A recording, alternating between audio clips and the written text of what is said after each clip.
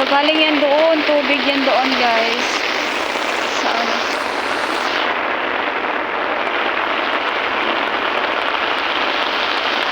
Grabe, no?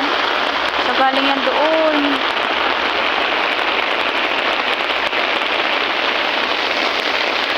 Ayan, may ibon. Kawawa naman yung ibon.